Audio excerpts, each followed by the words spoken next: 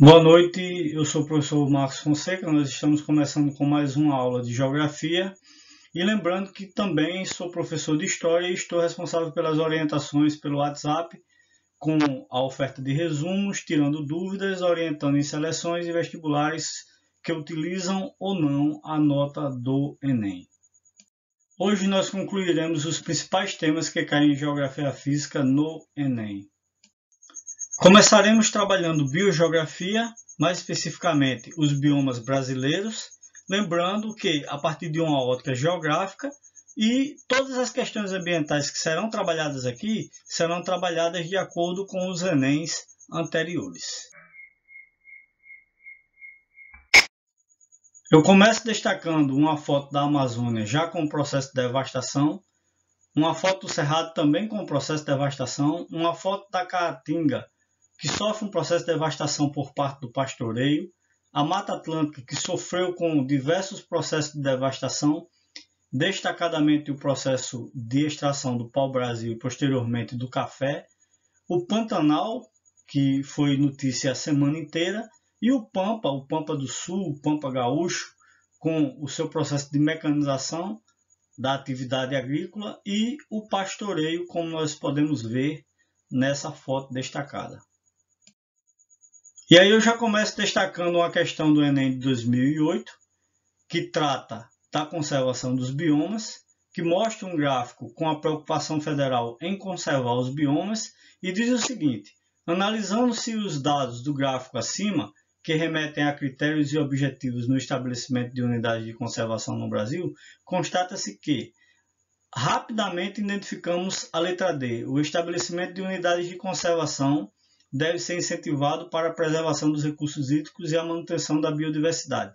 Esse é um dos dois temas mais importantes e recorrentes no Enem, no que diz respeito à prova de geografia, no que diz respeito a biomas, que é a conservação dos biomas, e o outro tema é o que agride esses biomas, quais são as agressões que esses biomas sofrem, como nós vamos ver nas questões posteriores. Então, no caso aí, a resposta é a letra D, a conservação dos biomas, as unidades de proteção integral e a unidade de uso sustentável promovem simultaneamente a preservação de áreas dispersas por diversos biomas brasileiros, protegendo dessa forma os mananciais, a fauna e a flora dos ambientes, destacadamente os recursos hídricos, tão importantes, né? as águas potáveis, e a biodiversidade, que já se sabe é um dos maiores bens que nossas florestas possuem. E aí eu destaco o bioma Amazônia e suas características, maior floresta tropical do mundo, que apresenta grande biodiversidade, uma riqueza ainda não mensurada, que abrange a maior bacia hidrográfica do mundo, outra riqueza ainda também não mensurada, a riqueza em rios, em água potável, que é uma região de clima quente e úmido, outra riqueza importantíssima para o Brasil, é uma área geradora de nuvens carregadas de chuvas, que possui uma vegetação dividida entre mata de terra firme, mata de várzea e mata de igapó, essas duas últimas matas geralmente alagadas. Essas são as características do bioma Amazônia. E aí eu destaco uma questão do Enem 2011 sobre o bioma Amazônia, que vem naquela segunda vertente, que são os processos econômicos que estão devastando esses biomas. A questão ela diz o seguinte: a floresta amazônica, com toda a sua imensidão, não vai estar aí para sempre. Foi preciso alcançar toda essa taxa de desmatamento de quase 20 mil km² ao ano, na última década do século XX, para que uma pequena parcela de brasileiros se desse conta de que o maior patrimônio natural do país está sendo torrado. Um processo econômico que tem contribuído na atualidade para acelerar o problema ambiental descrito é, letra B, difusão do cultivo da soja com a implantação de monoculturas mecanizadas, aquelas monoculturas mecanizadas que substituem o homem em quase sua integralidade. E lembramos que esse processo é um processo que já vem do Mato Grosso, do norte do Mato Grosso, e vai na direção das áreas centrais do estado do Amazonas, desmatando, aproveitando a madeira existente e posteriormente implantando ou cultivos, como aí no caso o cultivo da soja, ou a pecuária. E aí destacamos no mapa o bioma cerrado, conhecido como a savana brasileira, que apresenta grande biodiversidade e potencial aquífero. Os aquíferos são aqueles reservatórios subterrâneos. Em questões mais à frente eu vou destacar os 2 principais aquíferos do Brasil. Abriga as nascentes dos principais rios brasileiros. Sabemos que conservar nascentes daqui para frente será uma coisa essencial para a vida, não só no Brasil, mas no mundo inteiro. E é uma região de clima tropical sazonal. E aí eu trago uma questão do Enem 2016 sobre o bioma cerrado, que vai novamente naquela vertente. Quais os processos econômicos que estão destruindo nossos biomas? A questão ela diz o seguinte: o bioma cerrado foi considerado recentemente um dos 25 hotspots de biodiversidade do mundo, segundo uma análise em escala mundial das regiões biogeográficas sobre as áreas globais prioritárias para a conservação. O conceito de hotspot foi criado tendo em vista a escassez de recursos direcionados para a conservação com o objetivo de apresentar os chamados pontos quentes, ou seja, locais para os quais existe maior necessidade de direcionamento de esforços buscando evitar a extinção de muitas espécies que estão altamente ameaçadas por ações antrópicas, as ações do homem, as ações da humanidade. A necessidade desse tipo de ação na área mencionada tem como causa novamente, a expansão da fronteira agrícola, no caso aí, primeiro ao desmatamento, o aproveitamento da madeira e depois a implantação da atividade agrícola, em especial do cultivo da soja e em algumas áreas ou em muitas áreas a implantação da pecuária. No destaque diz assim: o próprio texto nos fornece a solução da questão. Veja o trecho. Buscando evitar a extinção de muitas espécies que estão altamente ameaçadas por ações antrópicas. Ação antrópica, ação do homem. Entre as alternativas, precisamos ver a que possui maior relação com a ação antrópica no cerrado. Ora, sabemos que o maior risco ao cerrado é a expansão da fronteira agrícola com a agropecuária e com a agricultura, principalmente da soja. E aí eu destaco o bioma Caatinga. Ele está devidamente localizado no mapa e tem como características ser considerado o bioma mais seco do Brasil, apresentando baixos índices pluviométricos, ou seja, aqueles índices de chuvas, principalmente na região do polígono da seca, onde basicamente as chuvas são bem raras.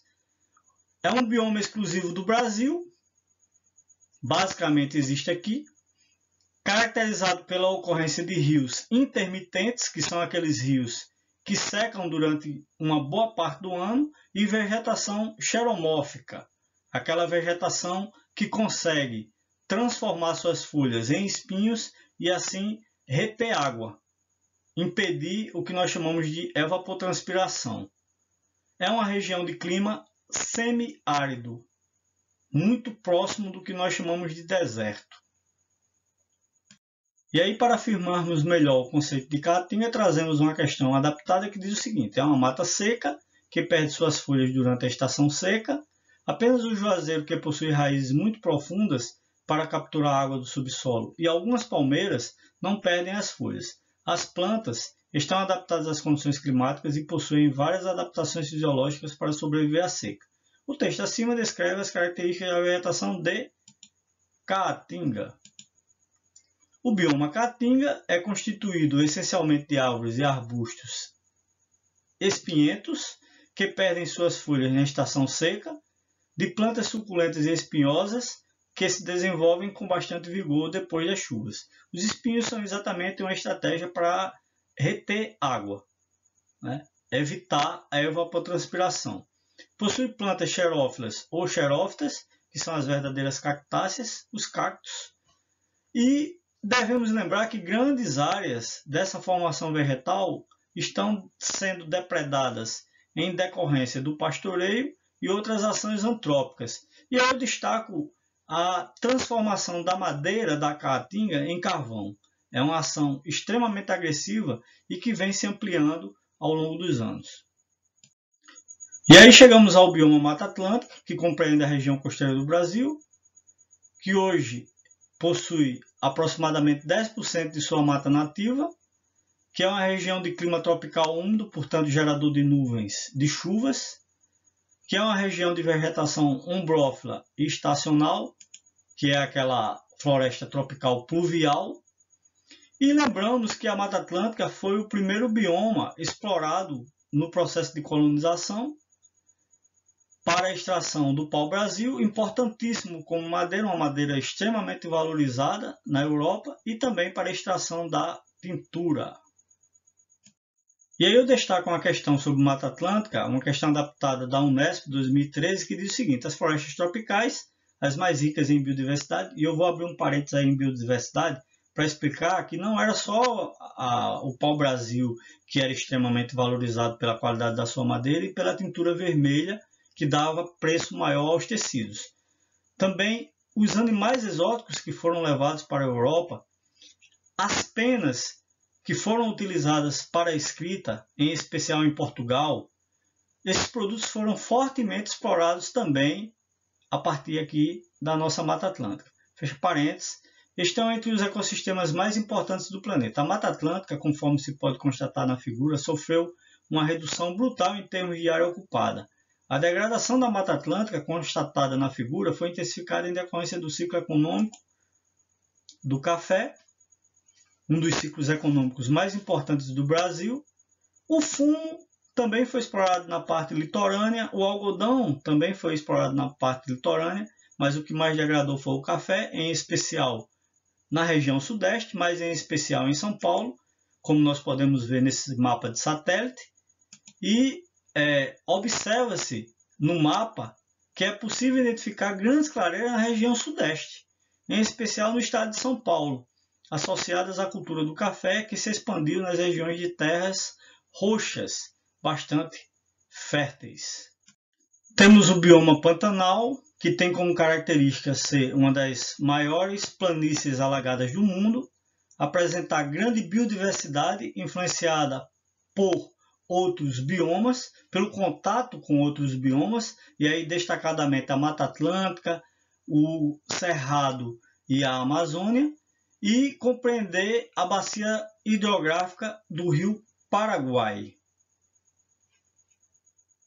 Sobre Pantanal, mais uma vez, eu trago uma questão dentro daquela linha que primeiro questiona o que é que está acontecendo com esses biomas para eles estarem sendo fortemente degradados, e nesse caso aí traz uma solução.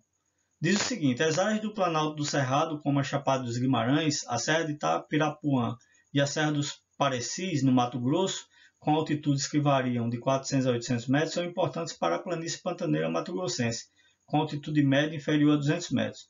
No que se refere à manutenção do nível de água, sobretudo durante a estiagem, nas cheias, a inundação ocorre em função da alta pluviosidade nas cabeceiras dos rios, do afloramento de lençóis freáticos e da baixa declividade do relevo, entre outros fatores. Durante a estiagem, a grande biodiversidade é assegurada pelas águas da calha dos principais rios, cujo volume tem diminuído principalmente nas cabeceiras. A medida mais eficaz a ser tomada visando a conservação da planície pantaneira e a preservação de sua grande biodiversidade é a conscientização da sociedade e a organização de movimentos sociais que exijam o controle do desmatamento e da erosão, principalmente nas nascentes dos rios, responsáveis pelo nível das águas durante o período de cheias. Lembramos também, ainda sobre o bioma Pantanal, que com a ocorrência de desmatamentos das várzeas e, consequentemente, a erosão das margens dos rios, haverá assoreamento das partes alagadas, ou seja, a areia invadirá o rio. Sendo assim, há necessidade de conscientizar as populações dos riscos ambientais decorrentes das ações antrópicas neste bioma. O bioma Pampa, também conhecido como Campos Sulinos, que apresenta elevado potencial hidrelétrico, é uma região de clima subtropical e de vegetação campestre normalmente uniforme. Nessa questão adaptada ao Enem do Colégio QI, é importante prestar atenção às imagens. Além do texto, as imagens. E o texto diz o seguinte: é através da paisagem que os geógrafos têm, geralmente, abordado os problemas culturais. Esses pesquisadores são sensíveis à diversidade das formas construídas, aos sistemas agrários, às arquiteturas e, em outros domínios, aos artefatos e aos costumes. Há uma conhecida relação entre paisagem e cultura. Nas imagens acima, no caso aí ao lado, as paisagens e os tipos físicos estão associados a dois espaços brasileiros distintos, a dois biomas. A correta associação entre os biomas representados na imagem e um aspecto cultural característico da região pode ser observada na alternativa letra D. Acima nós vemos os campos abertos, típicos do Pampa. Vemos um vaqueiro típico do sul do país, também conhecido como gaúcho. Abaixo nós temos um vaqueiro típico do Nordeste e uma vegetação de clima típico do Nordeste, uma vegetação do bioma típico do Nordeste, mais conhecido como Caatinga. Então, letra D, item 1, Pampa, e aí ele cita o chimarrão, que é uma bebida típica da região do sul do país, e o item 2, a Caatinga, com o forró, que é uma música e também um estilo de dança típicos do Nordeste do país. Retomamos a aula com hidrografia, cai aproximadamente 3,9% na prova de geografia do Enem, e mais destacadamente a hidrogeografia.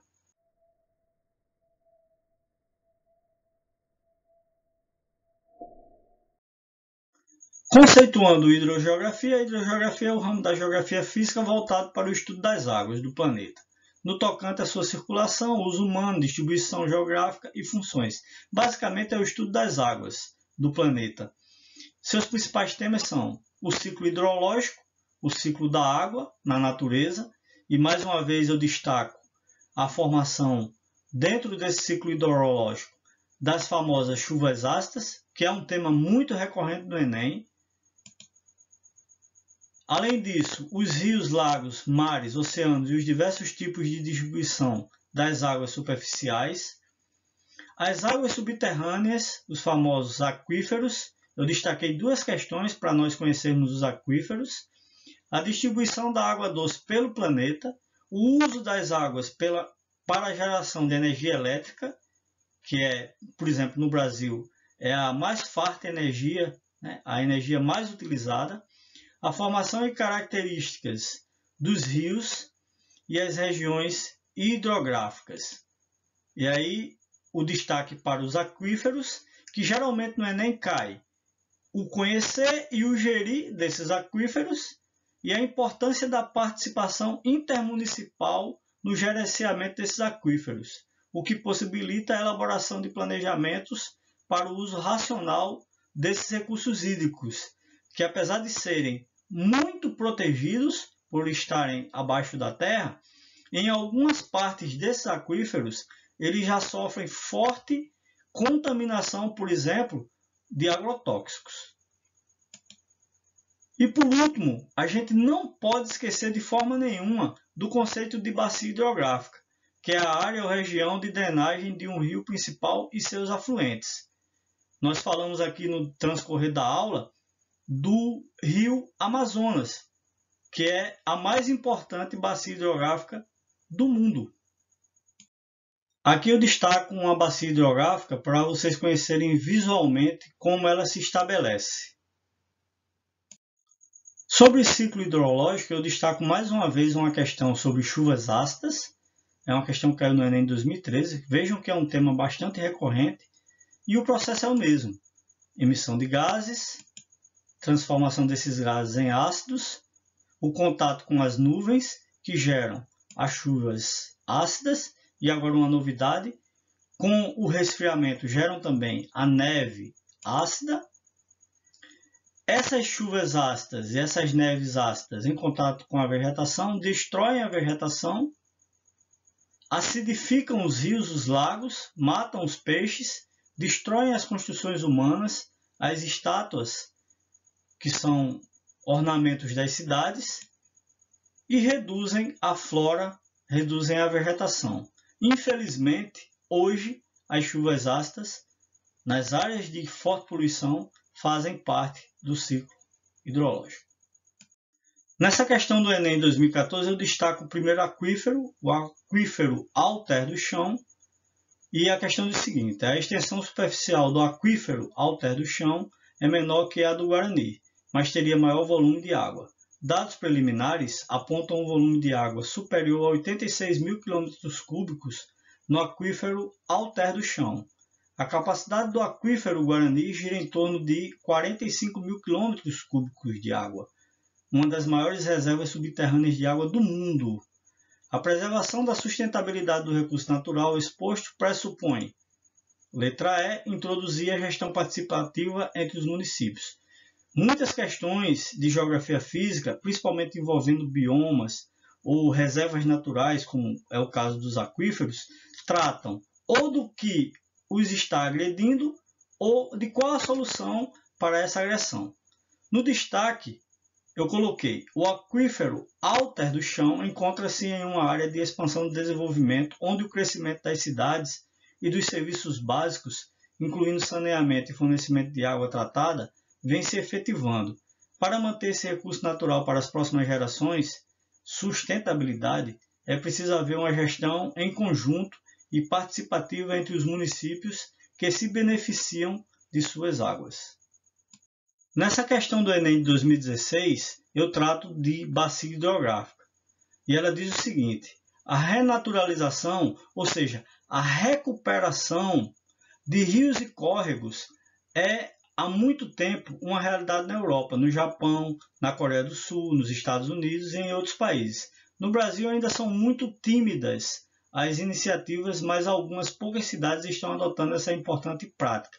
A legislação brasileira avançou ao estabelecer comunidade territorial para a gestão desse recurso, as bacias hidrográficas que são a base da distribuição das águas, da formação dos rios, e são os rios com suas águas de boas qualidades que nos abastecem, que mantêm a vida no entorno.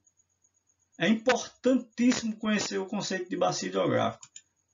Aí está, é a área ou região de drenagem de um rio principal e seus afluentes. É a porção do espaço em que as águas das chuvas das montanhas subterrâneas ou de outros rios escoam em direção a um determinado curso d'água, abastecendo-o. Importantíssimo isso para o Enem. Espero que vocês entendam, compreendam, absorvam e, na hora da prova, lembrem. A importância da hidrogeografia possibilitar a elaboração de planejamentos para o uso racional dos recursos hídricos. Já está sendo extremamente importante administrar bem a água que nós temos, a água do planeta, entender a dinâmica hídrica em determinadas regiões, contribuir para o estudo dos projetos de exploração do potencial energético de rios e construção de usinas hidrelétricas. É importante qualquer usina, qualquer intervenção, ter um estudo de impacto ambiental, atuar com informações e conhecimentos para a preservação do meio ambiente, principalmente no que se refere aos biomas aquáticos, tão ameaçados. Imaginem só, em pouquíssimo tempo nós teremos, por exemplo, mais plástico do que peixes nos ambientes aquáticos. E aí eu trago essa questão de 2006 para conhecermos o aquífero Guarani, que inicialmente imaginava-se ser um mega reservatório hídrico, um mar de água doce, mas que hoje já se sabe que em alguns pontos o contato com essa água vai ser muito difícil, a citar o Uruguai. E a questão ela diz o seguinte: em relação ao aquífero Guarani, é correto afirmar que, mais uma vez, naquele viés, ou aponta o problema ambiental ou aponta a solução. Nesse caso aqui, diz o seguinte: é necessário, para a utilização de seu potencial como reservatório de água potável, conhecer detalhadamente o aquífero. Esse é um dos princípios da hidrografia. Conhecer a fundo aquela reserva hídrica. E o conceito de aquífero Guarani, o que se sabe sobre o aquífero Guarani é que é um imenso aquífero que abrange partes do território do Uruguai, Argentina, Paraguai e principalmente o Brasil, ocupando 1.200.000 km², e que o nome foi proposto em 1996 pelo geólogo uruguaio Danilo Anton. É um ambiente extremamente importante, uma reserva de água extremamente importante para o Brasil, provavelmente para as gerações futuras, mas que precisa ser bastante conhecido para ser efetivamente explorado. Aqui começamos com geomorfologia, cai aproximadamente 2,6% na prova de geografia do Enem.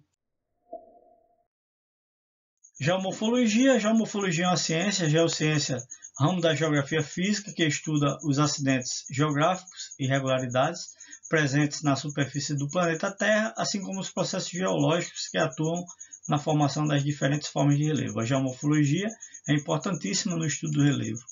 Sobre os processos geológicos, eu destaco a movimentação das placas litosféricas ou tectônicas, fenômeno endógeno. Só para vocês entenderem, é um fenômeno do interior da Terra. Os fenômenos exógenos que alteram o relevo são, por exemplo, as águas, as chuvas, por exemplo, os ventos que alteram a formação do relevo. No caso da movimentação tectônica, é um fenômeno endógeno do interior da Terra, e é importante destacar também os processos que envolvem vulcões, os processos de erupções. É importante verificar isso aí quando vocês forem para o estudo mais a partir da leitura. E vamos destacar uma questão sobre esse tema a seguir.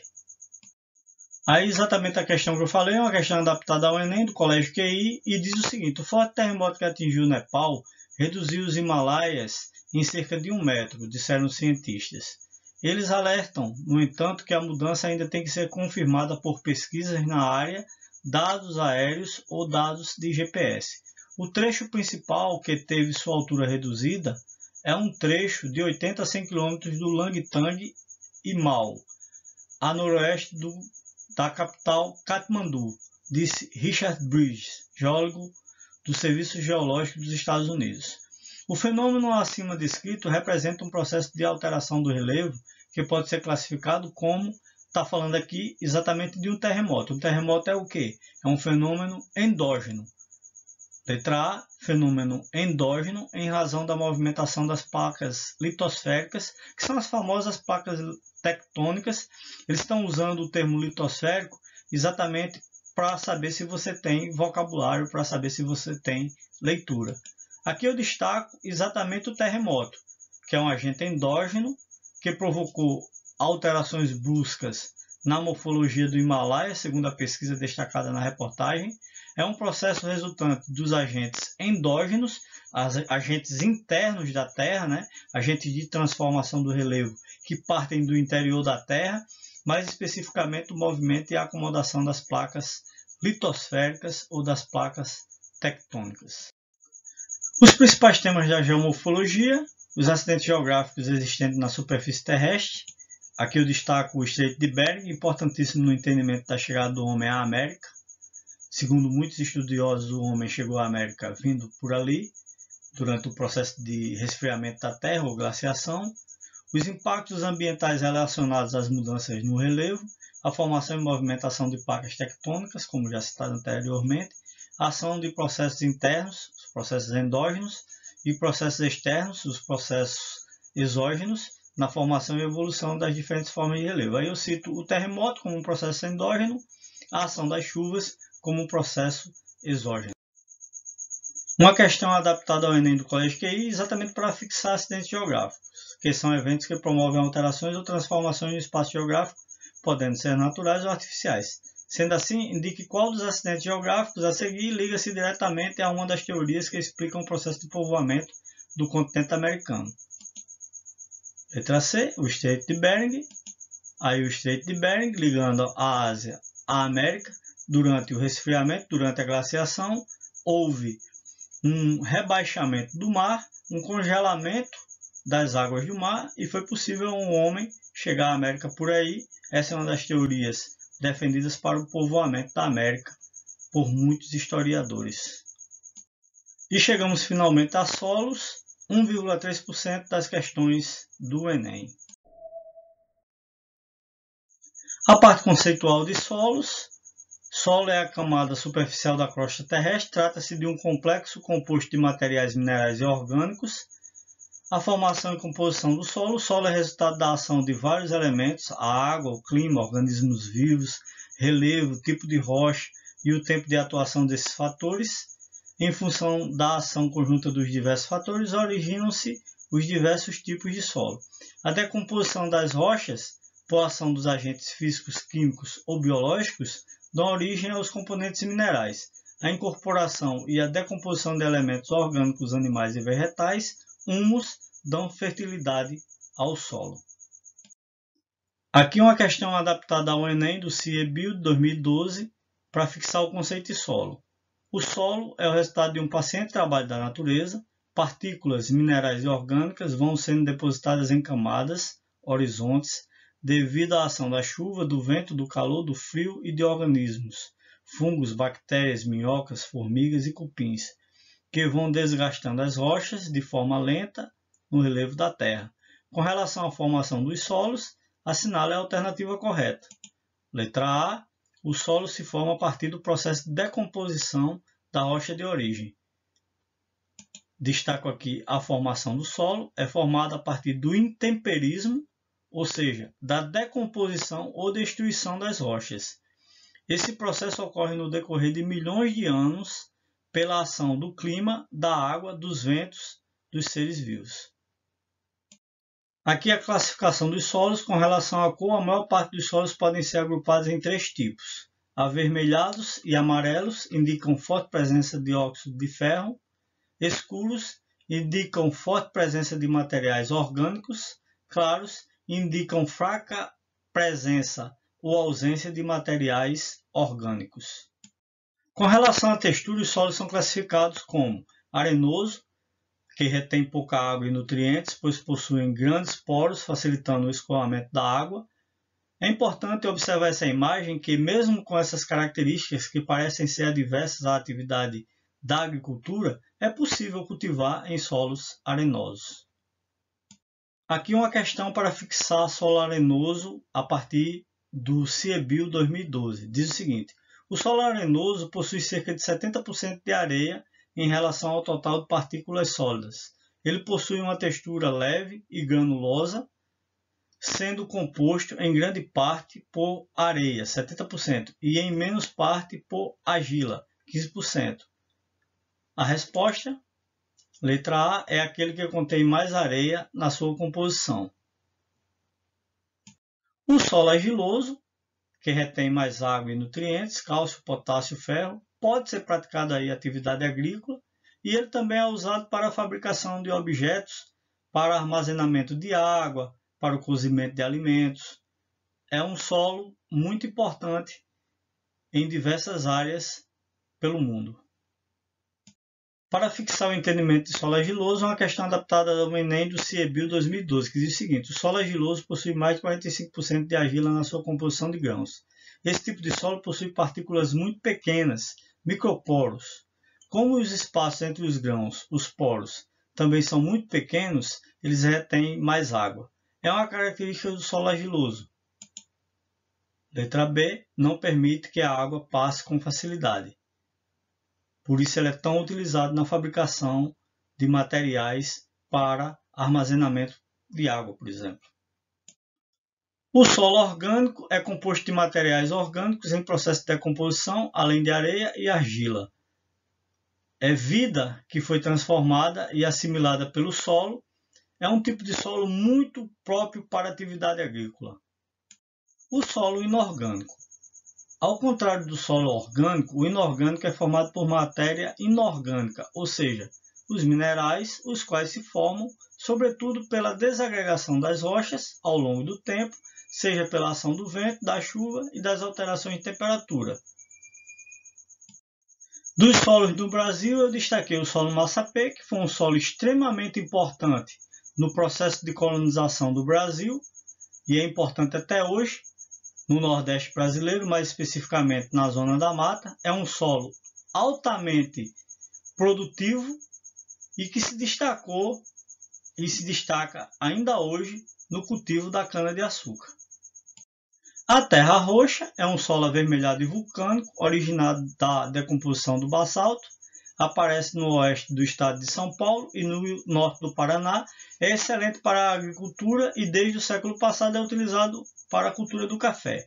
Foi também extremamente importante para um dos ciclos econômicos do Brasil, no caso, o ciclo do café.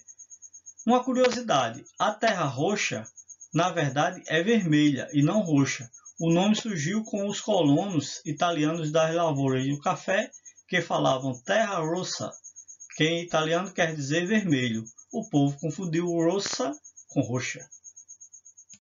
E para finalizarmos o tema solo, uma questão do Enem de 2011 que traz mais uma vez um problema ambiental, no caso aí ligado ao tema, obviamente, solo, né? E diz o seguinte: um dos principais objetivos de se dar continuidade às pesquisas em erosão dos solos é o de procurar resolver os problemas oriundos desse processo, que, em última análise, geram uma série de impactos ambientais. Além disso, para a adoção de técnicas de conservação dos solos, é preciso conhecer como a água executa seu trabalho de remoção, transporte e deposição de sedimentos. A erosão causa quase sempre uma série de problemas ambientais, em nível local ou até mesmo em grandes áreas. A preservação do solo, principalmente em áreas de encostas, pode ser uma solução para evitar catástrofes em função da intensidade de fluxo hídrico. A prática humana que segue no caminho contrário a essa solução é o desmatamento. É bem simples de entender. Você tem uma área com floresta, com mata. Essa área está protegendo o solo do impacto das chuvas. No momento em que você retira essa cobertura vegetal, aquele solo está exposto à chuva. Então ele vai sofrer um processo de carreamento pelas águas, ele vai descer e vai destruir o que encontrar pelo caminho. E se ocorrer a existência de pedras, a catástrofe ainda é pior. Isso acontece muito no sudeste do país, né, em decorrência das grandes chuvas, das fortes chuvas que ocorrem por aqueles lados. Por fim, a bibliografia consultada. Tenham todos uma boa noite, bons estudos e que todos tenhamos uma boa prova do Enem.